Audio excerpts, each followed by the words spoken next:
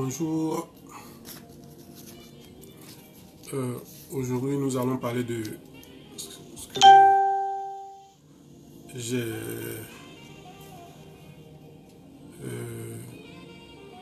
ce que j'ai titré le nouvel état de l'individu à Iowa et du territoire de l'Iowa, nous sous la République de l'État de Côte d'Ivoire. À ce sujet, j'ai copié et plaqué sur cette vidéo les définitions des mots indépendant, liberté, autonomie et responsabilité. Ici, je m'insurge contre les abus que certains Ivoiriens font du mot indépendance. J'ai comme l'impression que pour nous, l'indépendance est quelque chose qui s'arrache, qu'il faille employer la violence ou la force physique pour l'obtenir. Et moi, je dis que c'est faux. Il y a plusieurs formes d'acquisition. On peut utiliser l'intelligence et acquérir ce qu'on appelle l'indépendance. La nature peut aussi favoriser cette chose. La chance aussi peut y être pour quelque chose. Il y a beaucoup de facteurs qui rentrent en jeu. Mais le plus important, je pense, est de savoir ce que c'est que l'indépendance en réalité. C'est de connaître exactement ce que le mot indépendance veut dire, sa définition. Et moi, je dis que ce n'est pas le fait que la France ait octroyé l'indépendance à la République de Côte d'Ivoire qui est notre problème. C'est effectivement l'ignorance du mot, la définition du mot indépendance. C'est d'ailleurs pour ce fait que j'ai véritablement copié ces mots et les plaqué sur ma page afin que vous puissiez les lire et puis vous informer pour de vrai. Nous sommes une république. Et quand vous lisez la définition du mot indépendant, liberté, autonomie et puis je dis responsabilité, en fait j'ai l'impression qu'en Côte d'Ivoire nous ne savons pas ce que c'est que l'indépendance veut dire. Nous ne savons pas réellement. Quand on dit que la Côte d'Ivoire est un État indépendant, nous ne savons pas en réalité ce que ça veut dire. Et pour ce faire, je suis obligé de retourner encore sur ce que j'appelle l'organisation de la société humaine qui est la République. Quand on est un État dit indépendant, la République exige que vous ayez ce qu'on appelle les pouvoirs publics séparés. C'est-à-dire qu'une seule personne, un seul individu ne détienne pas l'ensemble de ces trois pouvoirs publics qui sont l'exécutif, le législatif et puis le judiciaire. Parce que si une seule personne détient ces trois pouvoirs, plutôt que ce soit la France qui nous assujettisse ou bien qui nous traite d'esclaves comme vous le dites, c'est présentement là, ce n'est plus la France qui nous traite d'esclaves ou qui abuse de nous ou qui assujettit notre communauté, enfin la Côte d'Ivoire, les Ivoiriens. Ce sont nos propres frères, c'est-à-dire les présidents et le gouvernement. Ce sont eux qui aujourd'hui là abusent de nous. Notre liberté là, ce n'est pas la France qui aujourd'hui est le frein de notre liberté, ce n'est pas les États-Unis ou bien l'Angleterre, ce n'est pas l'Europe, ce n'est pas l'homme de la race blanche qui est aujourd'hui le problème chez nous. La liberté que les Ivoiriens n'ont pas présentement sur le territoire de Côte d'Ivoire, ce sont nos propres frères, c'est-à-dire nos présidents et nos gouvernants. Ce sont eux qui nous tiennent en esclavage. Ce sont eux qui abusent de nous. Et donc aujourd'hui, là, moi je m'insurge contre toute personne qui pense que c'est la France qui décide pour nous, c'est la France qui fait tout. Non, non, non. Je pense que c'est vraiment être un peu méchant que de penser ainsi. Parce qu'en réalité, aujourd'hui, je vous dis, il y a l'ONU qui existe. Et ceux-là, les Français, les Anglais, les Américains, ce sont eux qui ont créé l'ONU. Et l'ONU a ce qu'on appelle une charte. Et la charte de l'ONU, la charte principale de l'ONU, c'est la non-ingérence dans les affaires internes d'un pays. C'est-à-dire aujourd'hui, logiquement, si la France, là, si les Ivoiriens ne sont pas allés voir, si les autorités de la Côte d'Ivoire ne sont pas allées voir les Français, la France ne s'agira jamais dans les affaires internes de la Côte d'Ivoire. Si le gouvernement de Côte d'Ivoire ne s'est pas levé pour aller voir les États-Unis d'Amérique, les États-Unis d'Amérique ne viendront jamais s'ingérer dans les affaires de Côte d'Ivoire. Mais c'est le fait que nous ignorons que nous sommes un État indépendant, c'est-à-dire nous sommes appelés à nous prendre en charge nous-mêmes, à user de notre intelligence, à exploiter notre terre et nous-mêmes nous prendre en charge. Je vous prends ici un exemple. Vous êtes un fils d'une famille et donc vous avez des parents. Et depuis votre naissance jusqu'à votre adolescence, ce sont vos parents qui vous prennent en charge. Et puis du coup, vous avez grandi, vous êtes allé à l'école, vous avez fini votre formation, vous avez commencé à travailler.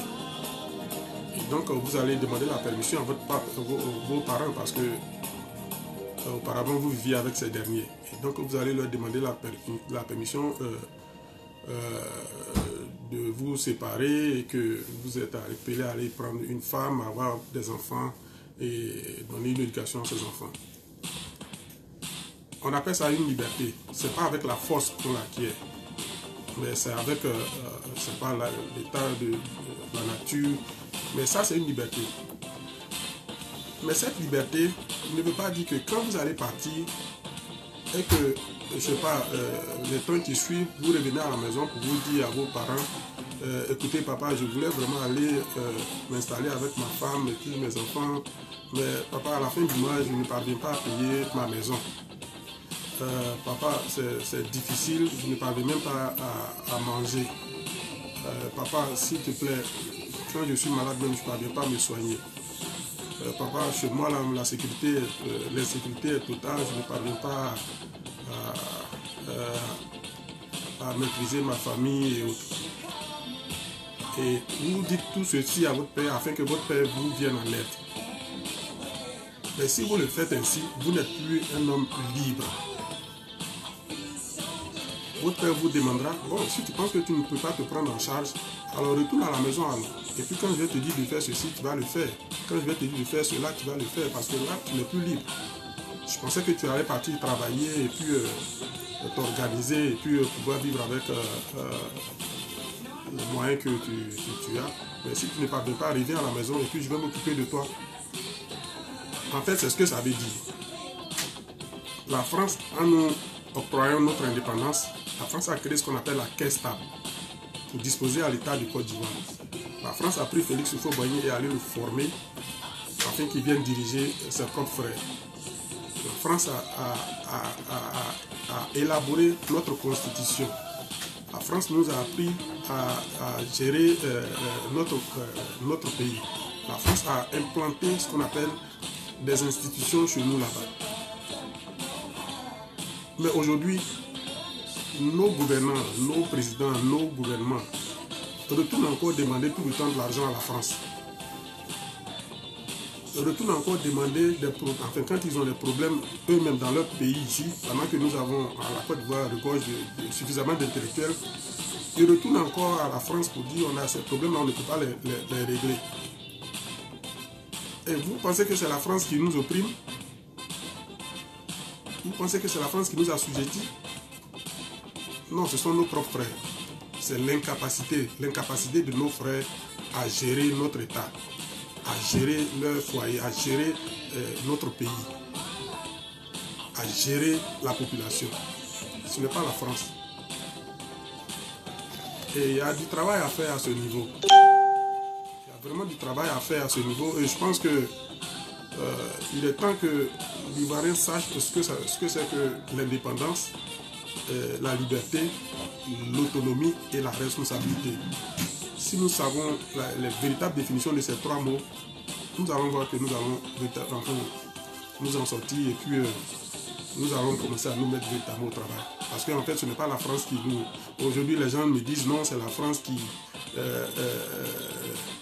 impose les présidents aux Africains.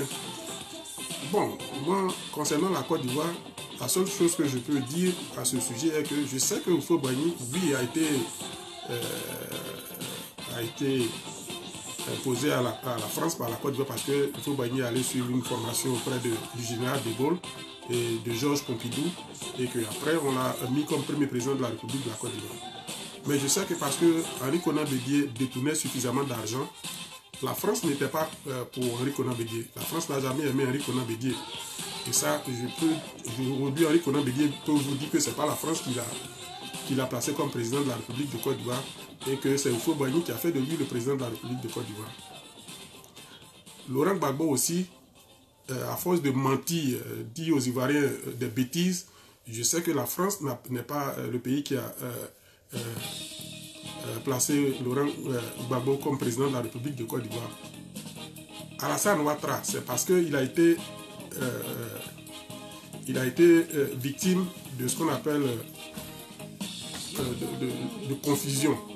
Il y a Henri Konan Bédié qui lui a créé tous les problèmes.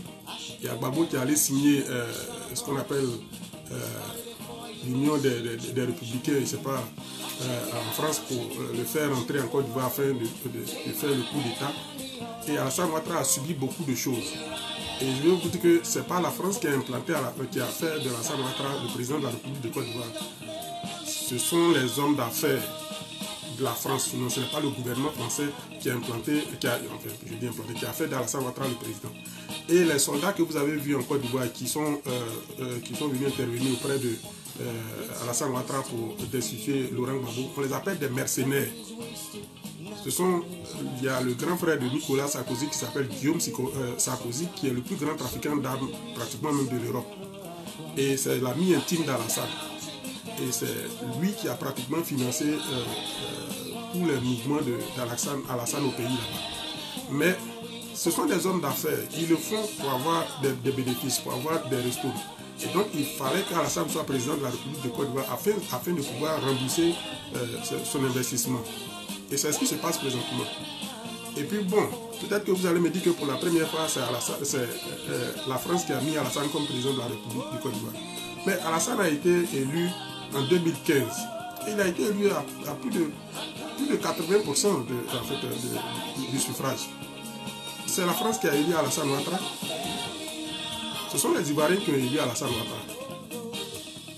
Et donc arrêtez tout le temps d'accuser, oui la France est ceci, c'est la France qui fait ceci. Ce sont nous-mêmes nos propres frères qui nous tuent. Ce sont eux qui nous volent. Ce sont eux qui nous assassinent. Et vous le savez. Vous le savez. Notre liberté là, ce n'est pas vis-à-vis de la France, c'est vis-à-vis de ceux-là. C'est vis-à-vis de Alassane Ouattara, de Gbagbo, de Henri Konan Bédié. Donc ce n'est pas la France qui fait qu'aujourd'hui nous sommes derniers ou bien que la France n'a jamais imposé un Ivoirien à part Houphouët-Boigny. La France n'a jamais imposé un Ivoirien à la tête de la République de Côte d'Ivoire. Ok. Donc ma prochaine vidéo, je vais parler un peu des trois pouvoirs, comment il faut les disposer, de sorte que nous puissions acquérir notre indépendance vis-à-vis de nos propres frères qui nous tuent, et nous volent et nous mentent là. Le combat c'est contre eux, mais ce n'est pas contre la France, ni l'Europe, ni l'homme de la race blanche. Je vous remercie beaucoup et puis, comme je le dis, allez-y, lisez les définitions des mots. Vous allez voir que ce n'est pas la France qui est notre problème, ni l'Europe, ni l'homme de la race blanche. Nos problèmes, ce sont, pour les Ivoiriens, nos problèmes, c'est Henri Konan Bédié, Laurent Gbagbo et Alassane Dramane Ouattara. Pour le moment. Je vous remercie et puis portez-vous bien.